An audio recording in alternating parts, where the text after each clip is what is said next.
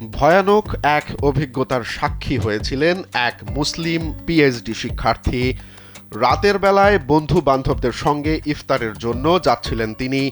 এমন সময় হঠাৎ করেই তার সামনে হাজির হয় সাদা পোশাকের কিছু লোক, যারা তাকে ঘিরে ফেলে যেন সিনেমার কোনো দৃশ্য। কিছু বুঝে ওঠার আগেই তাকে তুলে নিয়ে যাওয়া হয় একটি নম্বরবিহীন গাড়িতে করে।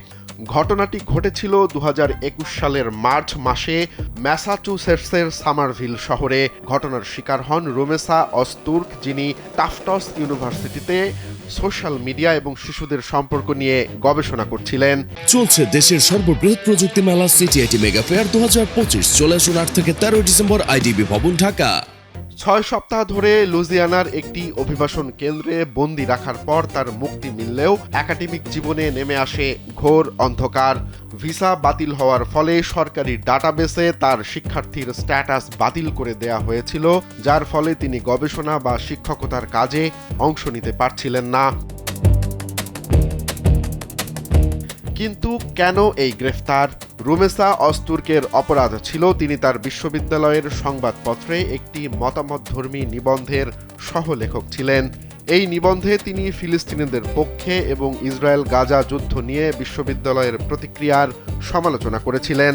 বিচার চলাকালীন সময়ে ফেডারেল এজেন্টদের জবানবন্দি থেকে বেরিয়ে আসে আরও চাঞ্চল্যকর তথ্য। হোমল্যান্ড সিকিউরিটি ইনভেস্টিগেশন HSI এর এজেন্টরা জানান, ট্রাম্প প্রশাসনের অধীনে উচ্চপদস্থ কর্মকর্তারা তাদের নির্দেশ দিয়েছিলেন যেন রুমেসাকে তার ভিসা বাতিলের খবরটি না জানানো হয়। মার্কিন সরকার যুক্তি দিয়েছিল যে এই স্ট্যাটাস বাতিল সম্পূর্ণ আইনগত, কারণ তার ভিসা বাতিল হয়েছিল। সরকারের মতে তার লেখা নিবন্ধটি মার্কিন যুক্তরাষ্ট্রের পররাষ্ট্র নীতিকে দুর্বল করতে পারে এবং ইহুদি শিক্ষার্থীদের জন্য একটি প্রতিকূল পরিবেশ তৈরি করতে পারে।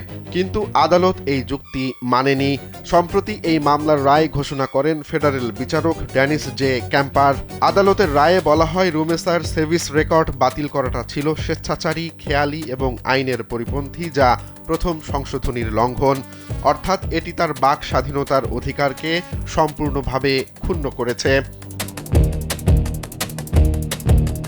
এই রায়ের ফলে রুমেসা তার পিএইচডি গবেষণায় এবং শিক্ষকতার কাজে পুনরায় ফিরতে পারবেন।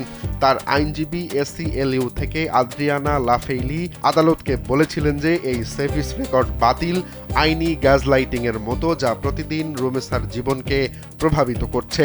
তুর্কি এই ছাত্রী, যিনি আগামী বছর স্নাতক সম্পন্ন করবেন বলে মনে করা হচ্ছিল, আদালতের সিদ্ধান্তে কৃতজ্ঞতা জানালেও তার হারিয়ে যাওয়া সময়ের জন্য গভীর দুঃখ প্রকাশ করেছেন।